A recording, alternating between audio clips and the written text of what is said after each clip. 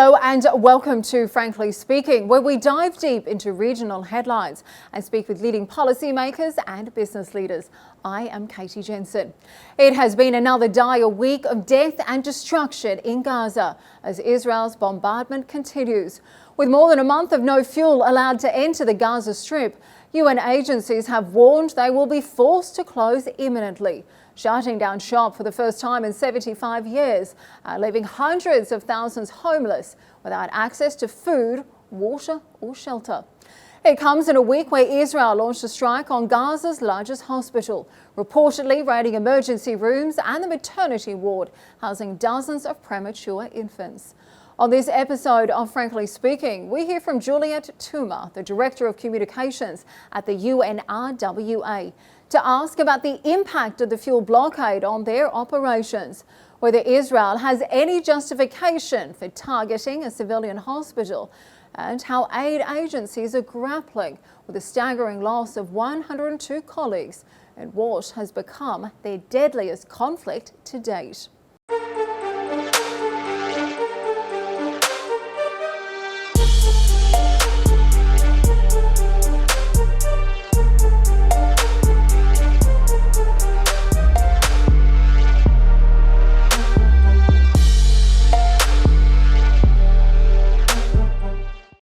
Ms. Tuma, thank you for joining us today on Frankly Speaking. Now, earlier this week, the UNRWA announced that it would be forced to stop its life-saving work at Gaza because it no longer has access to fuel. Now, this means for the first time in 75 years, the UNRWA, which of course is the largest aid agency operating out of Gaza, is no longer able to cater to the 780,000 Palestinians that you've currently been offering shelter to. Frankly speaking, how many lives are likely to be lost if Israel continues to use fuel as a weapon of war?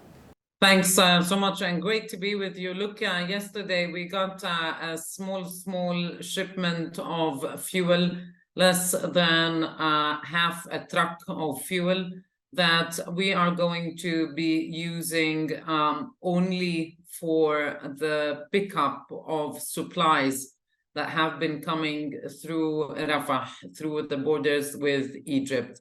The Israeli authorities have conditioned this teeny tiny delivery of fuel only to that. So UNRWA cannot use that fuel for other activities, including, for example, the water stations, including our fleet of cars, the medical facilities and others. And we continue to hope that our calls that we've been using for the past few weeks, that they will eventually be heeded and that we will get the supply of fuel that we urgently need. Because if we don't, we're going to have to take some very tough decisions here. It sounds like operations have been drastically scaled back. We do understand Israel had permitted for 24,000 litres of diesel fuel on one aid truck to be allowed to cross into Egypt, into Gaza on Wednesday. As you mentioned, the restrictions there is not allowed to be used at hospitals, specifically for UN aid trucks. Does that severely limit your capacity to operate out of Gaza? How much are you being forced to scale your operations back by? Yes, it's been used as a weapon of war, fuel, just like food and water have been used as weapons of war. And this is unacceptable. It's unacceptable for a UN agency the size of ours or any humanitarian agency to be begging for fuel. This is unacceptable, in fact, unbelievable, because we need fuel for humanitarian purposes, and we've not had fuel for the past 5 weeks. What happened recently with this very teeny tiny shipment of fuel will only allow us to bring in the supplies. And then what do? We just sit there and look at the supplies? We need to distribute them. And for that, we need fuel, and we need it urgently, not only for UNRWA, but for other humanitarian organizations working on the ground in Gaza. If not, then people will die. Of course, we are seeing that happen. I understand that Palestinian telecommunications company Paltel has said in recent days it will also be forced to stop operations. That means potentially a huge communications blackout once again across Gaza, leaving people without internet, without phone access as well. How deadly could those consequences be for the millions of people who are trapped in Gaza? Look, the issue of telecommunications is extremely severe. Just before I came online to speak to you, I just saw a message that there looks like is another total blackout in the Gaza Strip. This would be the fourth time that this happens since the war began. And when this happens, it means several things. It means that we lose contact with our colleagues on the ground. People inside Gaza lose contact with each other. They will not know who's alive and who's dead. They will not be able to call ambulances. Well, the ambulances cannot reach them because there is no fuel. And they feel further and further isolated and abandoned and cut off from each other and from the rest of the world. In a war zone, imagine this is happening. Imagine.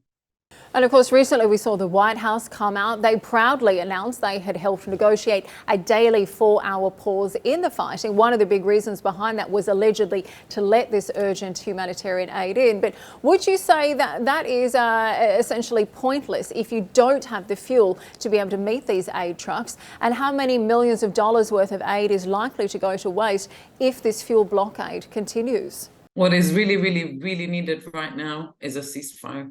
For the sake of civilians, wherever they are. There's been so much suffering, so much loss, so much grief, so much pain. It's been 5 weeks of hell for people in Gaza. It's time for a ceasefire. It's time for the siege to be lifted.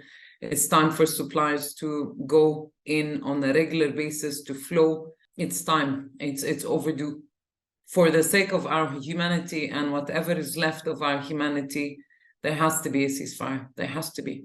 And so far, those calls have fallen on deaf ears. We saw another horrific event take place this week. On Wednesday, the IDF conducted a strike against Gaza's largest hospital, Al-Shifa Hospital. Now, the Director General of Hospitals in Gaza told Al Jazeera that Israeli forces had stormed the hospital grounds. It is being reported that they stormed emergency, surgical and maternity wards. They reportedly blew up a warehouse full of medicines and medical supplies as well. And we understand they also took 30 people aside, blindfolded them, stripped them naked and have been interrogating them. Now, the WHO says it has lost contact with these medics. What can you tell us about this operation? What are you hearing from colleagues on the ground there? So Shifa is the largest hospital in Gaza and one of the largest and oldest Palestinian hospitals. In fact, it was established in 1946 and for many, many years, it was catering to civilians inside the Gaza Strip. And in Shifa, since the war began, in addition to it being a hospital, it was also being used as a shelter for tens of thousands of people who have come to search safety and protection in the courtyards and the parking lots of the hospital. We've not been able to reach Shifa for quite a long time. We only had a breakthrough a couple of weeks ago with the World Health Organization, where we finally were allowed to get to Shifa Hospital and deliver much needed medical supplies and emergency medicines. But that was it. In more than 1 month, this is what we were allowed to do. Medical facilities, hospitals included, are protected by international law, and they should be protected at all times, including during conflict. So only one breakthrough in 5 weeks so far. Now, Israel and the US has come out. They've accused Hamas of using Al-Shifa as a base. This is something that Hamas has denied. And it's important to note it is officially classified as a civilian facility. You mentioned there that 2,000 people are sheltering. We understand that no one, patients, people who are sheltering, as well as doctors, we understand none of them have been allowed to leave. To the best of your knowledge, or colleagues or associates working there, have you ever seen any evidence that Hamas is using this base, is using this hospital as a base? I really cannot comment on this because I do not have the information, and I or the organization that I work for, we are not military experts. Okay, well, let's move on. Let's talk a little bit about some of the numbers, because the death toll continues to rise. The numbers are horrific. More than 11,500 Palestinians have lost their lives. Around 2/3 of them are women and children. Another 29,000 have been injured. And of course, it's also been the deadliest conflict in history for the United Nations. I'm very sorry to report that you have lost 102 of your colleagues. And when we talk about aid workers in Gaza, we're often talking about local school teachers, doctors, hospital workers, engineers, people who are taking flour to and from bakeries in order to sustain the local community. Many of these aid workers, we understand, perish alongside their families. Tell me, what will the agency be like now these people have gone? Yes, sadly, 103 of our colleagues have been killed so far. And these updates are the most horrific updates that I get every single day. When that list comes in, it's my heart starts pounding, really, because it's the most dreadful news to know that yet another colleague was killed under really, really horrific circumstances. Like you said, many of those colleagues of ours were killed with their families. We have whole families being wiped out in different parts of the Gaza Strip since this started. So it is really horrific. The agency, UNRWA, will never be the same without these colleagues. This is a huge, huge loss for the United Nations. All the offices around the world just this week, they've lowered the UN flag to half-mast in recognition and in memory to these colleagues. Nothing will bring back these colleagues, but at least we will continue to remember them. And in Gaza, we decided also in tribute to these very same colleagues to keep the flag at full mast for a very simple reason, is our dedication to the communities who came to take shelter and protection under the very same UN flag. And it's an honor to them, and it's a show of commitment that UNRWA is there to help to the degree possible, knowing how many challenges we are facing day in, day out, and we're not able to do the very minimum we're supposed to do for the people who came to seek shelter with us. And of course, I think it goes without saying that our heartfelt condolences are with you and all of your colleagues and all of their families as well in such devastating circumstances. Now, Israel, of course, had come out and urged people to be able to evacuate from North Gaza. They told them to take shelter in the south. But I understand that around 2/3 of your colleagues, when they were tragically killed, they were not in North Gaza. They were in either Middle or South Gaza. So I have to ask, is nowhere safe in Gaza right now? Nowhere is safe. Nowhere is safe in Gaza. Not the north, not the middle areas, not the southern areas. There's this myth going around that the south is safer. That's not true. Like you said, 1/3 of our colleagues who were killed, they were killed in the middle areas and in the southern areas. Of the facilities, the UNRWA facilities that were impacted and damaged during the war, more than 70%, they were not in the north, they were in the south, they were in the middle areas. Just recently, we had our guest house, the UNRWA guest house, where our staff sleep. It was hit 3 times by Israeli Navy bombardment. So, and this was in the south, it was in Rafah. So nowhere is safe, and no place has been spared, not even UN facilities, not even hospitals. Wow, so UN agencies being hit, schools and hospitals as well. And of course, we know 1.5 million people have now been displaced. It has been raining in recent days as well. Tell me, what is life like every day on the streets of Gaza today? Tell us a little bit about what you and your colleagues are seeing. I mean, I speak to colleagues when I can and when the telecommunications permits. And first of all, what is really key for all of us to remember is how shocked everyone is. People inside Gaza, those of us outside Gaza, those of us who know Gaza, we are shell-shocked at what's happening, at the volume, at the speed, at the level of destruction. It's beyond belief, and it's unprecedented. And the exodus that we have seen over the past few days, this river of people moving from the north of Gaza, including Gaza City, towards other areas, the middle and the south, this exodus for many, many people meant either reliving the trauma of 1948 or living through the traumas and the war of 1948 that their parents, their ancestors lived through. And then there is a third group, which is the survivors of 1948, those Gazans who never were forced to leave, even in 1948, who were now becoming displaced and were forced to leave their homes. So trauma and shock and the reliving of trauma is something that we sometimes undermine, we don't often report about, but this is something that will accompany people for years to come, and to relive traumas is something that is extremely, extremely difficult, and this happened to the people of Gaza. Certainly horrific circumstances that people are dealing with every day in Gaza. Now, you have been in Riyadh this week for an emergency meeting at the Arab League where the UNRWA Commissioner General Philippe Lazzarini spoke. Now, in a very powerful speech, he talked about the school that he had visited in Gaza. He said that while it was once where children used to learn and laugh, it is now an overcrowded shelter that lacks the minimum standards for a dignified life. At the same meeting, he also urged the Arab League to push for a humanitarian ceasefire, stating that he was sure that many of them can influence action on the ground. But I have to ask, is it up to Arab governments to show Israel its mistakes? And frankly, is Israel willing to listen? Look, we need to knock on every door and leave no stone unturned, and continue with the advocacy, continue with the efforts so that we are reaching a ceasefire. This is what is very much needed at the moment. So all efforts need to be exerted to reach that. It is time for a ceasefire in Gaza.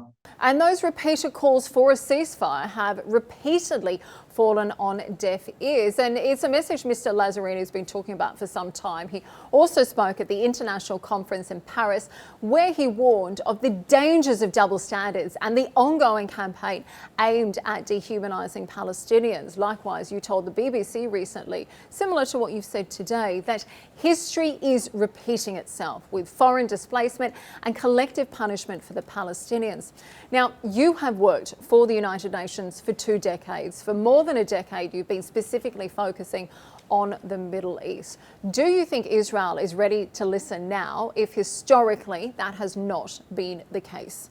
We are going to continue to put pressure so that we reach a ceasefire in Gaza. Well, finally, before we go, how do you see this conflict ending? We featured UK-based Israeli historian and political scientist Dr. Aaron Gregman in Arab News this week. Now, he said he believes the current phase of the conflict will end in a few days or weeks because the Americans will stop the Israelis. Do you think that's accurate based on what you have seen firsthand in Gaza? It has to come to an end. The level of destruction and the volume of destruction is just huge. It is time to come for an end. It is time for this war to come to an end. Well, let's hope those calls for a humanitarian ceasefire are granted before many more lives are lost. Ms. Chima, thank you very much for joining us today. We appreciate your time and your insights on Frankly Speaking today. Thank you. Thank you so much. Thanks. Thank you. Thanks.